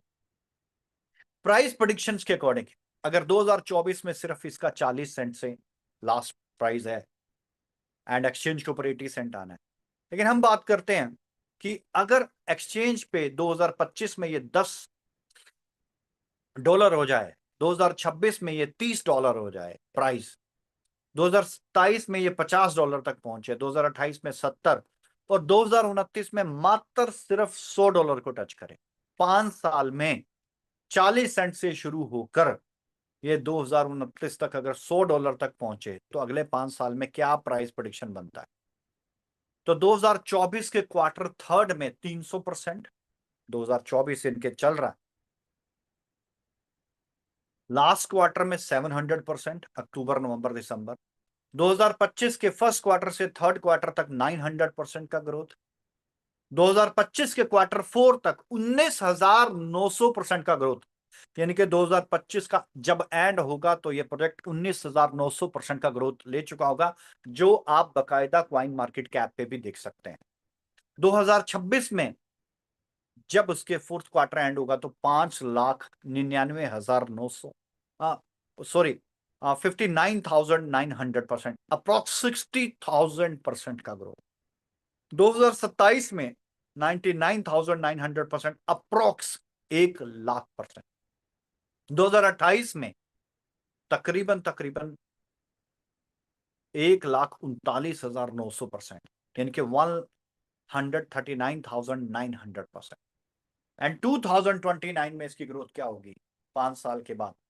Near about 199,900%, approx 2,00,000%। और ये सुन के हैरानी होने की जरूरत नहीं है, मैंने एग्जांपल दिए हैं, आप चेक कर सकते हैं। और अगर हम ये स्टेप पार करते जाते हैं, आप देखो मैंने कहा ना क्या होगा कैसे होगा, इसके बीच की चीजें समझनी है। ये क्या होगा और कैसे होगा, और ये जो बीच का पॉइंट है ये समझ गए तो आप ये स्ट्रैटेजी याद करो कि क्यों इसको लॉकिंग किया गया, सप्लाई किस हिसाब से डिल्यूट होगी। और अगर 5 साल में 1,99,900% की ग्रोथ है तो प्रॉफिटेबिलिटी क्या बनती है? अगर किसी यूजर ने सीड राउंड में $100 इन्वेस्ट किए, ध्यान से सुनना, अगर किसी यूजर ने सीड राउंड में $100 इन्वेस्ट किए तो 2029 में तकरीबन उसका $100 जो होगा वो 2,00,000% के करीब पहुंचेगा, $1,99,900 बनेगा। $100 बनेंगे, $1,99,900, तकरीबन $2,00,000। तो ये 5 साल का प्राइस प्रेडिक्शन है। हमारे लोगों को एक ही आदत है, 10% भी बना तो कितना बनेगा? उतना बनेगा जितना जीवन में सोचा नहीं आता। राइट? सो ये एक प्राइस प्रेडिक्शन है। अब ये जो प्राइस प्रेडिक्शन है, क्या ये हवा में लगाई गई है? ये प्राइस प्रेडिक्शन जो लगाई गई है, इसके पीछे की थीसिस क्या है, थ्योरी क्या है? कैसे हम इस पॉइंट को टच करेंगे? कैसे 2029 में ये 2,00,000% का परसेंटेज आउटपुट निकाल सकता है? कैसे ये प्राइस प्रेडिक्शंस के हर क्वार्टर वाइज प्राइस को टच करेंगे? सिर्फ $100 की तो बात की, कहीं गलती से $200 का प्राइस प्रेडिक्शन दे देता तो समझ ही ना आता लोगों को हो क्या रहा है, क्योंकि ऊपर से निकलती बातें। बट द पॉइंट इज कि ये कैसे होगा और ये क्या हो रहा है, क्या होगा? 2,00,000% होगा, कैसे होगा? अब ये चीज अगर समझ में आ गई तो प्रोजेक्ट भी सारा कंप्लीट समझ में आ जाएगा। आइए समझते हैं कैसे होगा। अब डायनेमिक इकोसिस्टम को बड़े ध्यान से समझो। एमफैब ब्लॉकचेन हमारी अपनी खुद की ब्लॉकचेन है, तो ब्लॉकचेन के यूजर्स, फिनजाई ट्रेड उसके यूजर्स, मेटासोइलवर्स उसके यूजर, फिनजाई एनएफटी मार्केटप्लेस उसके यूजर, फिनजाई एक्सचेंज के यूजर, फिनजाई फिनविन फिनजाई गेम। आपके लिए सरप्राइज रहेगा, बड़ी जल्दी हम एक प्लेटफॉर्म लॉन्च करने जा रहे हैं जिसमें इंटरनेशनल गेम्स हैं, बकायदा प्रोफेशनल ट्रेन टीम उसको हैंडल कर रही है और उसके ऊपर प्रैक्टिस चल रही है बहुत ज्यादा। फिनविन फिनजाई गेम करके हम अपना फिन यानी कि हमारा फिनजाई ट्रेड का Fin and the win is representing game, Finwin Finzai game का हम प्लेटफॉर्म लॉन्च करने जा रहे हैं जो बहुत बड़ा प्लेटफॉर्म है और बड़ी जल्दी। And the Finzai crypto payment solutions, debit card and all thing. और 3 और प्रोजेक्ट हैं जिन प्रोजेक्ट्स को अभी नाम नहीं बताया जा रहा कि वो प्रोजेक्ट क्या है, बट Web3 प्रोडक्ट्स हैं, तो आप समझ सकते हैं कि अंडर डेवलपमेंट Web3 हैं, तो कुछ लाजवाबी चीज होगी। इस पूरे इकोसिस्टम को अगर आप ध्यान से समझेंगे, इसको देखेंगे, तो आपको पता चलेगा utilisation, circulation and the demand and supply का खेल क्या होगा। यूटिलिटी बढ़ेगी तो ही सर्कुलेशन बढ़ेगा, और यूटिलिटी के प्लेटफॉर्म कितने ज्यादा हैं, और जो आईसीओस के कॉइन्स हैं उसको कैसे डिल्यूट किया जा रहा है, उसकी लिक्विडिटी कैसे आउट होगी, कैसे कंडीशंस लगाई गई। तो जब आप ये सारी चीजों को अंडरस्टैंड करेंगे तो आपको समझ में आएगा कि क्या इस प्राइस प्रेडिक्शंस को हम पहुंच सकते कि नहीं पहुंच सकते। User uses and the utility, तो यूजर बेस ही यूजेस क्रिएट करता है और उसी से यूटिलिटी बनती है। तो यूजर बेस चेक करते हैं। अगर आप यहां पर बड़े ध्यान से देखते हैं तो फिंजाई ट्रेड, अभी तक जो ट्रेड है 1,20,000 एक्टिव यूजर, 1 मिलियन के करीब एक्सपेक्टेड यूजर है हमारे। मेटा सोइल वर्स हमारा प्लेटफॉर्म, राइट। तो हमारा अपकमिंग सून जो है, हमारी प्रेडिक्शन है कि 10 मिलियन होंगे, अभी तकरीबन 0.2 मिलियन है।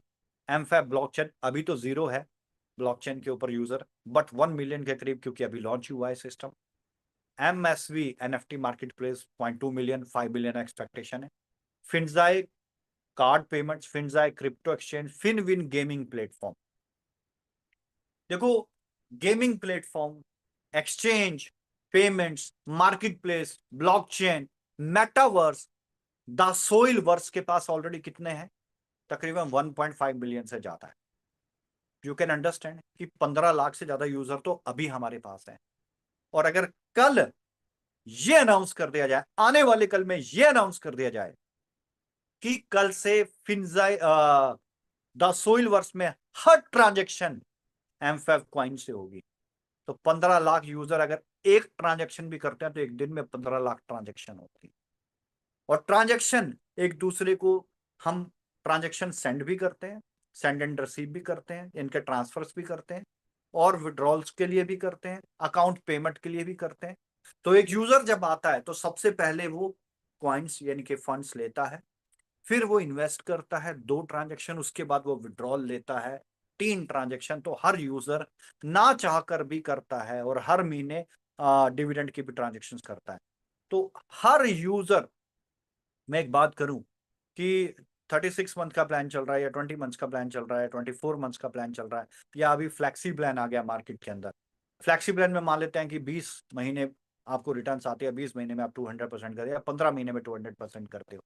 सो वी कैन अंडरस्टैंड कि एक यूजर तकरीबन 15 ट्रांजेक्शन तो ये हो ही गई उसकी महीने में।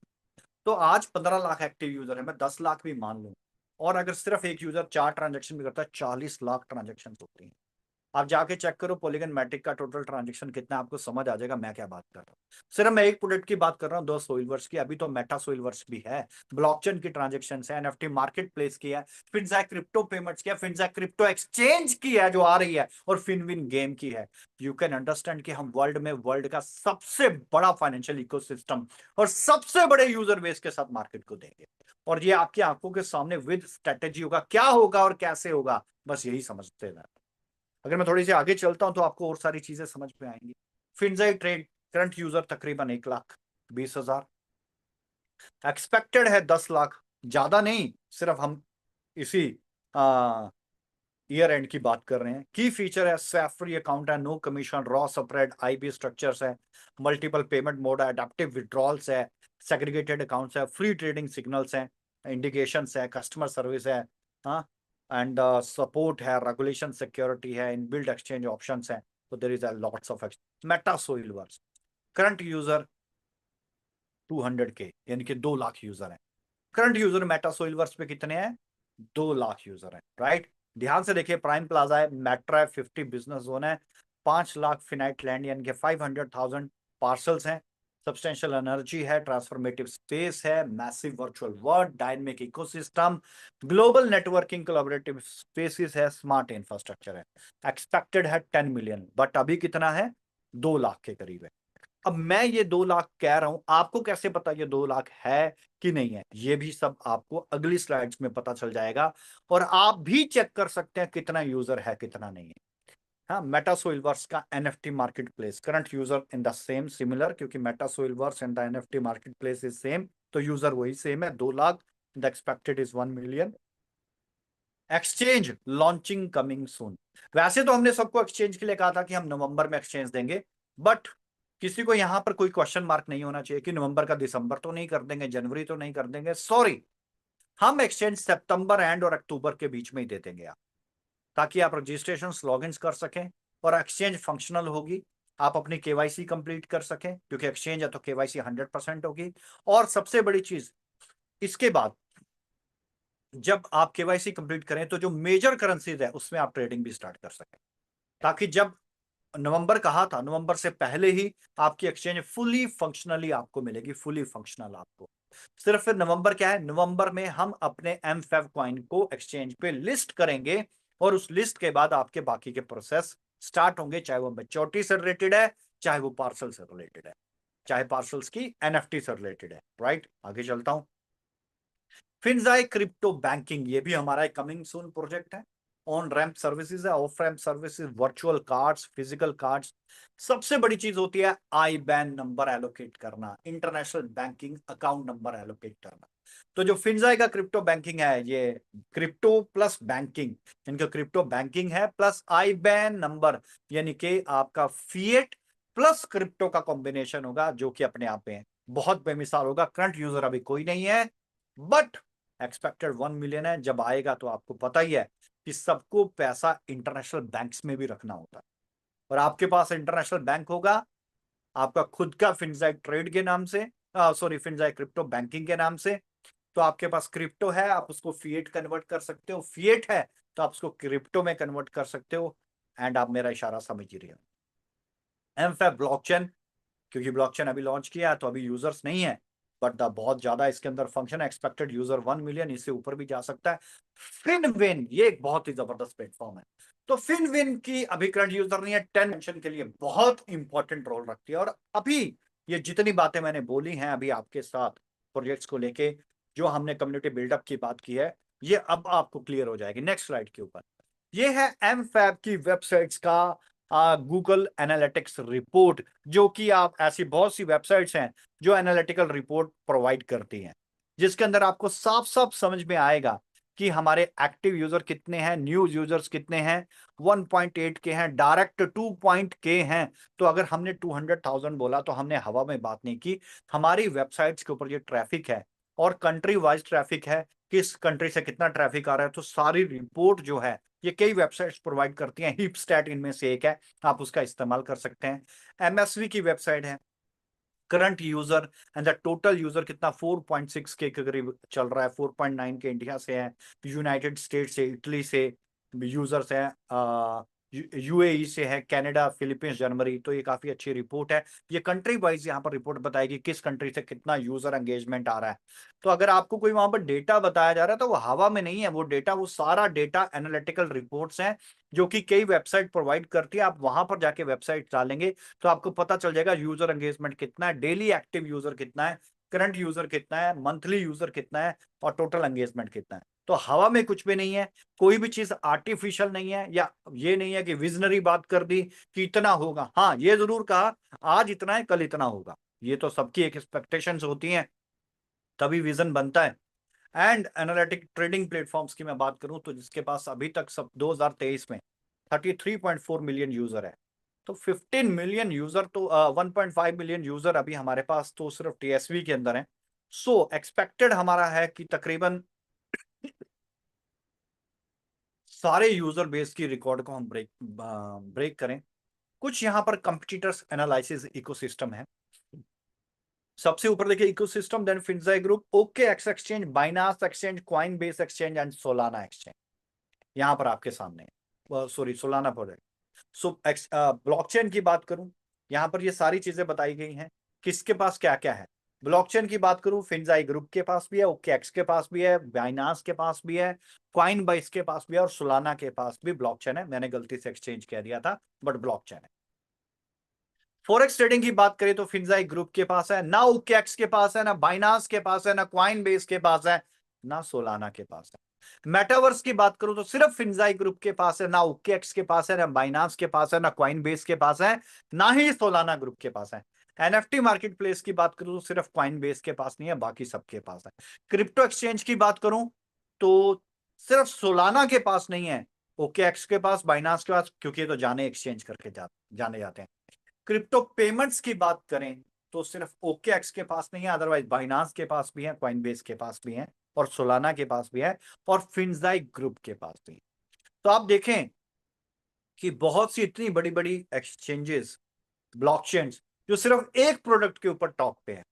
सोच के देखो, वर्ल्ड की best industry, blockchain, forex trading, metaverse, NFT marketplace, crypto exchange, crypto payments, banking, सारा कुछ तो हमारे इकोसिस्टम के अंडर आ रहा है। इसको वर्ल्ड का लार्जेस्ट या बिगेस्ट फाइनेंशियल इकोसिस्टम बनने से कोई नहीं रोक सकता। थोड़ी आगे चलते हैं। एमफैब रैंकिंग इन वेब3 इंडस्ट्री टॉप 1। क्यों? इसकी वजह है ये रैंकिंग की वजह, टर्नओवर भी होगा, यूजर एंगेजमेंट भी होगा। इस चार्ट में ये क्लियर होता है कि एमफैब नंबर 1 रैंक के ऊपर होगा, राइट। यूजर कम्युनिटी बिल्डिंग, अब ये जितने भी प्रोडक्ट हैं ये सब चलेंगे किससे? कम्युनिटी से। सो कम्युनिटी बिल्डअप बहुत ज्यादा जरूरी है। So user community building, digital marketing and the फिनविन गेम। तो हमने 2 हिस्सों में किया, एक डिजिटल मार्केटिंग एंड द फिनविन गेम। मैं गेम के ऊपर एक बहुत बड़ा एग्जांपल दूंगा, बड़े ध्यान से समझेगा। गेम के ऊपर hamster combat analysis, right now इसके 200 मिलियन एक्टिव यूजर हैं, एंड इसके डेली एक्टिव यूजर की बात करूं, जो पर डे एक्टिव यूजर है 40 मिलियन है। इसको बाइनांस ने फ्री ऑफ कॉस्ट अपनी एक्सचेंज पे लिस्ट कर दिया, फ्री ऑफ कॉस्ट, 1 रुपया लिया बिना। क्यों? क्योंकि इसने गेम दी, हैमस्टर कॉम्बैट, सिर्फ आपको क्लिक क्लिक करना है, गेम दी, और वो गेम इतनी ज्यादा पॉपुलर होगी कि सिर्फ और सिर्फ कुछ ही समय के अंदर 200 मिलियन एक्टिव यूजर हो गए और 40 मिलियन डेली एक्टिव यूजर है। अब बाइनांस अगर इसको लिस्ट करेगा तो जाहिर सी बात है 40 मिलियन एक्टिव यूजर उसके पास पहुंच जाएंगे और ज्यादा। एक यूजर $1 की भी ट्रांजैक्शन करेगा तो हैमस्टर कॉम्बैट के पास $40 मिलियन की ट्रांजैक्शन हो। सॉरी, समझ में आता है गेमिंग कितना बड़ा प्लेटफॉर्म होता है, कितना बड़ा रेवेन्यू जनरेट होता है गेम से, सोच से परे। सो हैमस्टर कॉम्बैट की तरह हमने भी अपना एनालाइजेशन करके फिनविन प्लेटफॉर्म बनाया, competitors gaming analysis. Hamster Kombat के पास 40 मिलियन है, Ton active user 158 million, and the daily user 15 million, Dogs करके है 150 million and 35 million daily user. So we can understand कि गेमिंग के साथ भी कम्युनिटी बिल्डअप बहुत फास्ट होता है, यूजर एंगेजमेंट बड़ा फास्ट होता है, और बड़ी जल्दी यूजर जो है, अगर फाइनेंस उसके बीच में आ जाता है तो लोग फोर्सली डेलिबरेटली जाके जरूर उस गेमिंग के अंदर अपना इंटरेस्ट दिखाते हैं। और टेलीग्राम कम्युनिटी टारगेट, एक मेरी रिक्वेस्ट है, जितनी भी मीटिंग्स चल रही हैं अभी, जितनी भी मीटिंग्स चल रही हैं और जो मेरी बात सुन रहे हैं, हमारा टेलीग्राम चैनल इमीडिएट ज्वाइन करो। सबसे बड़ा मिसकम्युनिकेशन की वजह कि समय पे इंफॉर्मेशन ना मिलना, तो टेलीग्राम चैनल तुरंत ज्वाइन करें, तुरंत। मेरी बात खत्म होने के बाद या अभी 1 सेकंड लगता है, टेलीग्राम कम्युनिटी को इमीडिएट ज्वाइन करें ताकि इंफॉर्मेशन सीधा आप तक पहुंचे, आपको भी पता चले एक्चुअल में हो क्या रहा है। बहुत लोगों को तो प्रेजेंटेशन देख के पता चलता है, ओहो हो ये कर दिया। हम अभी भी सोच रहे हैं 2 का 4, 4 का 8, 8 का 16। हम अभी भी सोच रहे हैं कि बंदे जुड़ने वाला काम। अभी तक भी हम यहां पर नहीं पहुंचे कि हम इंडस्ट्री के किस फेस के ऊपर हैं। हम वर्ल्ड के बेस्ट फाइनेंशियल सिस्टम को लीड करने जा रहे हैं, तो कैसे करेंगे? आपके पास डायरेक्ट इंफॉर्मेशन आनी चाहिए। Please let us joins our telegram community channel, हमारा टेलीग्राम चैनल ज्वाइन करें, मेटा सोल्यूवर्स का ऑफिशियल चैनल ज्वाइन करें, ये जरूर ज्वाइन करें हमारा। दूसरा आ गया प्रमोशनल स्ट्रेटेजीज, शेलिंग कर रहे हैं, ORM यहां पर चल रहा है, SEM सर्च इंजन मार्केटिंग कहते हैं, social media promotions, Discord management है, गिटहब मैनेजमेंट है, गेम्स, गेम के ऊपर मैंने बात की, कम्युनिटी एंगेजमेंट कैसे करेंगे, टेलीग्राम कम्युनिटी मैनेजमेंट है, इन्फ्लुएंसर मार्केटिंग है, प्रेस रिलीजेस है, बिल बोर्ड्स के ऊपर अब आप देखने वाले हो। और इटली वालों तैयार रहना, बड़ी जल्दी मिलान में जब हम प्रोग्राम करेंगे तो उससे हफ्ते 10 दिन पहले ही आपको सारी इंफॉर्मेशन आपके बिलबोर्ड के ऊपर मिल जाएंगी। सोशल मीडिया एडवर्टीजमेंट है, सर्च इंजन ऑप्टिमाइजेशन है, SEO है, गिव वे हम कर रहे हैं, यानी कि आप कह सकते हैं पॉडकास्टिंग, AMA, ये भी एक सेशंस होते हैं, ask me anything, social media marketing है, हैशटैग कंपटीशन है, पूल्स हैं, कंप्यूटर जनरेटेड इमेजिनरी वीडियोस हैं, CGI जिसको बोलते हैं, एंड आप ये सारी चीजें अभी देख रहे हैं कि ये सारी चीजें लाइव न्यूज है। अब मुझे नहीं पता कितने लोगों ने ये न्यूज़ देखी होंगी कि नहीं देखी होंगी। बाइनांस स्क्वायर के ऊपर हमारी न्यूज चल रही है, राइट। ICO की न्यूज, ब्लॉकचेन के ऊपर हमारी ब्लॉकचेन की न्यूज है। यूट्यूब के इन्फ्लुएंसर्स अब हमारे बारे में बात कर रहे हैं, कैसे सेल्स आ रही है, कैसे लाइव हो रहा है, काउंटडाउन चल रहे हैं। मुझे नहीं पता कितने लोगों ने देखा नहीं देखा। हाँ, क्रिप्टो के बड़े बड़े जो प्लेयर्स हैं, जो ट्विटर्स के बड़े बड़े प्लेयर्स हैं, CSX क्रिप्टो स्क्वायर एक्स जिसे कहा जाता है, स्क्वाड एक्स, वो है। और बहुत सारी ऐसी कॉइन्स कैप्चर है हमारी न्यूज़ को, जो अभी ट्वीट कर रहा है, न्यूज़ डाल रहा है, तो आपको ये देखना चाहिए। रीजनल भी न्यूज़ आ रही हैं अरेबिक लैंग्वेज में, यानी कि UAE के अंदर, इटैलिक में भी, यानी कि आप देख सकते हैं कि इटैलिक भी न्यूज़ है, जापानीज में भी न्यूज़ है, कोरियन लैंग्वेज के अंदर भी, कोरिया के अंदर भी न्यूज़ चल रही है। सो ये मत सोचना कि सिर्फ जो बिजनेस वो टारगेट एक कंट्री के लिए है, मल्टीपल कंट्रीज के अंदर बिजनेसेस को टारगेटेड ऑडियंस है, चाहे वो जापान है, कोरिया है, गल्फ है, इटालिक है, यूरोप है, सारी जगह पे न्यूज़ेस चल रही हैं। आप अगर हमारा टेलीग्राम चैनल ज्वाइन करेंगे तभी तो आपको पता चलेगा ये कर क्या रहे हैं, कहाँ पर पहुंच रहे हैं। लिंक यहाँ आपके सामने है, M5 का ऑफिशियल, ये लिंक यहाँ पे सामने दिख रहा है। जिसके पास नहीं है, ये जितने भी मीटिंग ले रहे हैं हमारे ट्रेनर्स, आज के आज जितने लोग मीटिंग अटेंड कर रहे हैं, सब टेलीग्राम चैनल ज्वाइन करेंगे, साथ के साथ एक दूसरे को लिंक फॉरवर्ड करके। ये मेरी आप सबसे रिक्वेस्ट रहेगी। And these are the CGI computer generated 3D motion graphics video. आप देख ही रहे होंगे ये वीडियोस जो लेफ्ट साइड में, राइट साइड में आपके सामने प्ले हो रहे हैं, दैट इज ऑल द, इसको CGI बोलते हैं। और ये सारे वीडियोस ऑलरेडी हमारे चैनल के ऊपर है। सो ये भी नहीं है कि कौन देगा, कहां से देगा। हमारा टेलीग्राम चैनल ज्वाइन करें, सारी इंफॉर्मेशन है वहां पे। M5 का ऑफिशियल चैनल है, आप ऑफिशियल चैनल ज्वाइन करें, आपको सारी इंफॉर्मेशन मिलेगी। मेटा सोइलवर्क्स का और M5 का, ये दोनों के चैनल्स हैं, इसे ज्वाइन करेंगे तो सारी इंफॉर्मेशन आप तक पहुंचेगी।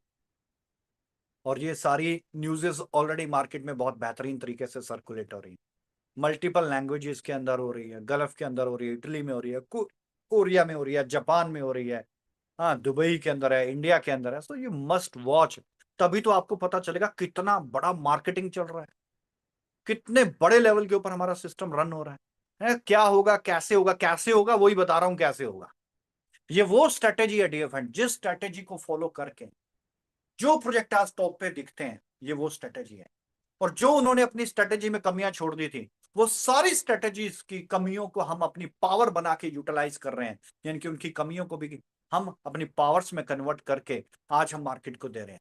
तो अगर वो जहां पर आज है, तो हो सकता है कल हम उससे बराबर में हो या उससे ऊपर भी जा सकते हैं। सो ये सारी इंफॉर्मेशन का खेल है, ये इंफॉर्मेशन का जगत है। रशिया के अंदर भी इंफॉर्मेशन लगी पड़ी। हाँ, सो वी कैन अंडरस्टैंड यार, ये इंफॉर्मेशन हम तक पहुंचेगी तभी तो हमें पता चलेगा हमारा प्रोजेक्ट कर क्या रहा है। अदरवाइज हम सिर्फ प्रश्न चिन्ह बन के एक दूसरे को कमेंटिंग, टॉन्टिंग, प्रॉम्प्टिंग प्रमोट करते रहेंगे।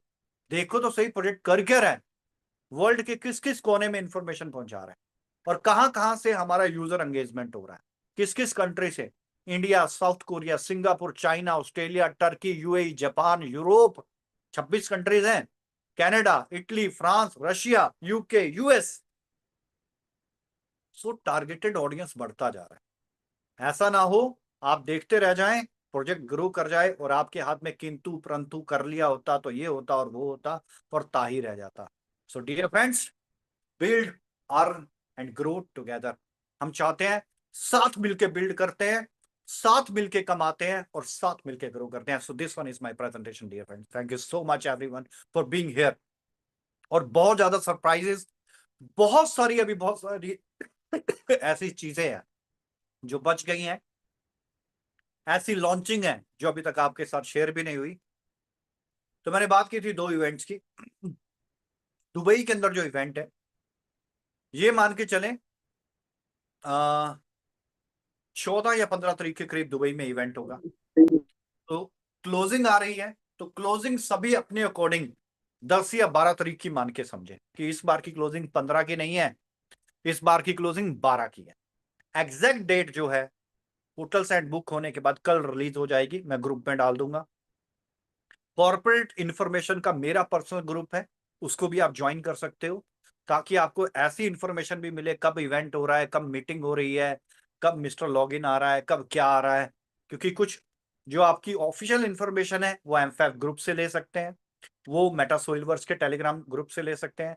एक मेरा corporate information bye corporate head करके ग्रुप है, आप जो रेगुलर इंफॉर्मेशन होती हैं, जो छोटी छोटी इंफॉर्मेशन है, कब मीटिंग हो रही है, कब सेमिनार हो रहा है, कब क्या चीजें चल रही है, आप वहां से ले सकते हैं। बाकी आपके रीजनल ग्रुप भी हैं, आपके सीनियर्स के द्वारा बनाए गए, उसमें भी इंफॉर्मेशन आती है, आप वहां से भी ले सकते हैं। सो डियर फ्रेंड्स, जो सितंबर में इवेंट हो रहा है दुबई में, 1 महीने का टाइम है, आप लोग टिकट्स बुक कर सकते हो। कल आपको डेट आउट हो जाएगी, या रात में भी हो सकती है, कल भी हो सकती है। आप अपना ट्रैवल प्लान उसके अकॉर्डिंग मैनेज कर लें। और हर कोर मैनेजमेंट की रिस्पॉन्सिबिलिटी है हमें बताना कितनी गैदरिंग हो रही है, इनके कितने आपके यूजर्स अटेंड करेंगे, उसे हम लाइव करेंगे। और हमारा टारगेट है 1 लाख यूजर उसे लाइव देखें, वो वर्ल्ड के किसी भी कोने के ऊपर। और उसका यूजर एंगेजमेंट बहुत बेस्ट तरीके से करना है। और बहुत बड़ी लॉन्चिंग है, बहुत सारे सरप्राइजेस हैं जो आपके लिए रखे गए हैं, जो वहां पर हम ओपन करेंगे दुबई के अंदर। प्रैक्टिकल बैठेंगे, प्रैक्टिकल बैठ के देखेंगे तो बहुत ही ज्यादा मजा आएगा। इसके बाद सिमिलर 12 या 13 तारीख के करीब इटली के अंदर प्रोग्राम है, उसकी भी डेट हम कर रिलीज कर देंगे। तो इटली के अंदर भी सेम इवेंट है, वहां पर भी इटली वालों के लिए काफी सरप्राइजेस हैं। वहां पर इटली के अंदर भी काफी सरप्राइजेस ओपन होंगे और काफी सारी चीजों की लॉन्चिंग होगी। सो डियर फ्रेंड्स, दोनों इवेंट बहुत ज्यादा इंपॉर्टेंट है, दोनों इवेंट्स के ऊपर तवज्जो देंगे, अपनी इंपॉर्टेंस जाहिर करेंगे। जो अटेंड कर सकते हैं हम फिजिकल अटेंड करेंगे, और जो अटेंड नहीं कर सकते हैं किसी भी वजह से, तो वो मार्केट के अंदर जा सकते हैं। सो मैंने राउंड्स तीनों की वैल्यू आप लोगों को क्लियर कर दी। ये प्रेजेंटेशन मैं अपने सीनियर्स तक पहुंचाऊंगा, ताकि वो प्रेजेंटेशन मार्केट में सर्कुलेट करें, लोगों तक बेस्ट इंफॉर्मेशन पहुंचाए। सो डियर फ्रेंड्स, तरीके से ये सारी इंफॉर्मेशन पहुंचे। और जिन लोगों के बीच में मैं फिर से कहता हूं कोई इंफॉर्मेशन नहीं पहुंची, क्या आपको इतना पता था आपका प्रोजेक्ट क्या करने जा रहा है, आपका प्रोजेक्ट स्टैंड कहां पे कर रहा है, आपका प्रोजेक्ट है कहां पे, क्या जितना कुछ मैंने आपको बताया क्या आपको इतना पता है? लेकिन आज अगर मैं देखूं तो 1000 लोग यहाँ पर हैं, और मुझे नहीं मालूम अभी जूम पे कितने, यूट्यूब पे कितने हैं। तो तकरीबन ज्यादा नहीं तो आज 20-30 हजार लोगों को ये पता चला होगा कि प्रोजेक्ट करने क्या जा रहा है और प्रोजेक्ट है क्या। सो डियर फ्रेंड्स, ये लेवल बढ़ना चाहिए, ज्यादा से ज्यादा लोगों को पता चलना चाहिए प्रोजेक्ट है क्या। 1 लाख से ज्यादा लोगों को पता चलना चाहिए प्रोजेक्ट करने क्या जा रहा है। हम बोल तो रहे हैं वर्ल्ड का बेस्ट या वर्ल्ड का बिगेस्ट फाइनेंशियल इकोसिस्टम, ये होगा कैसे, ये भी तो पता होना चाहिए। और पार्सल्स का 3rd राउंड, इसकी भी डेट हम 1-2 दिन के अंदर करेंगे, आईपीओ के 3rd राउंड की, इसकी भी डेट हम रिलीज कर देंगे, और उसका प्राइस भी रिलीज कर देंगे कि इसका प्राइस क्या है। तो सबसे पहली चीज कि ये इंफॉर्मेशन का एक सिस्टम है, इंफॉर्मेशन लें। हमेशा कहते हैं ना लर्न देन अर्न, पहले लर्न करें। लर्न का मतलब इंफॉर्मेशन लें, इंफॉर्मेशन अंडरस्टैंड करें, लर्न करें, देन अर्न की बात करें। Without learning there is no earning, without learning there is a lots of conflicts, बहुत ज्यादा कॉन्फ्लिक्ट पैदा होंगे। सो माय रिक्वेस्ट है, सबसे हम्बल रिक्वेस्ट है मेरी, कि सभी लोग अपनी जो है इंफॉर्मेशन लें और इंफॉर्मेशन तक कारगर हों। और एक मेरी रिक्वेस्ट है, मैं सबको देखना चाहूंगा